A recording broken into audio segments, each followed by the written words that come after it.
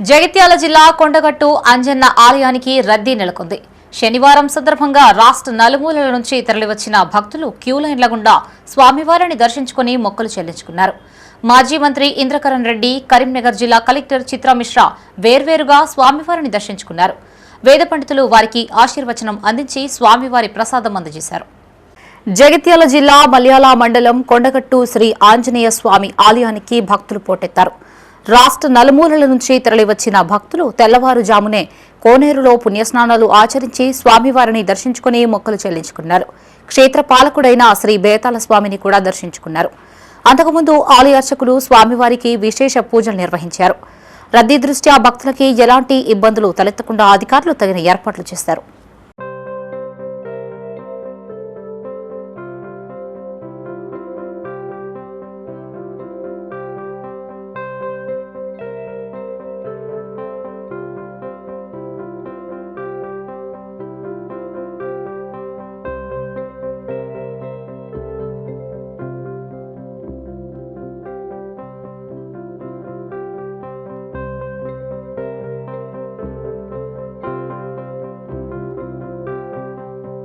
మాజీ మంత్రి అల్లుల ఇంద్రకరణ్ రెడ్డి కొండగట్టు ఆంజనేయ స్వామిని దర్శించుకున్నారు.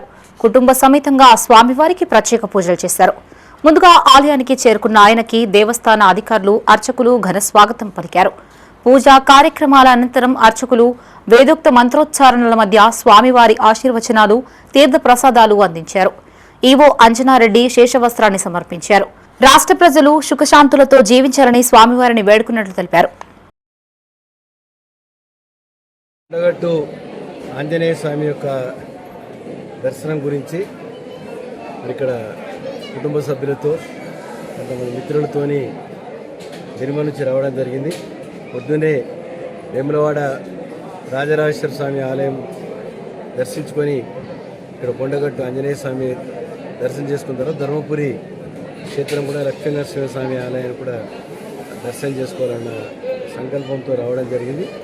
మరి ఇక్కడ ఆంజనేయ స్వామి మొన్ననే మరి 2 జాతరలు పూర్తి చేసుకొని మరి ఇక్కడ భక్తులకు అన్ని సౌకర్యాలు సమకూర్చే విధంగా కార్యక్రమాలు జరుగుతున్నాయి.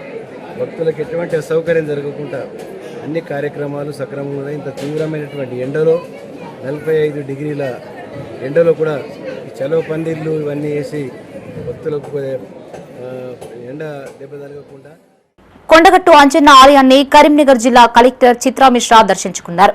కుటుంబ సమేతంగా ఆలయానికి చేరుకున్న కలెక్టర్కు ఆలయ అధికారులు, అర్చకులు పూర్ణకుంభంతో స్వాగతం పలికారు. అనంతరం స్వామివారిని దర్శించుకుని ప్రత్యేక పూజలు చేశారు. ఆలయ అర్చకులు వేద మంత్రాలతో ఆశీర్వదించారు. అనంతరం కలెక్టర్కు స్వామివారి శేషవస్త్రం, తీర్థ ప్రసాదాలు అందించారు.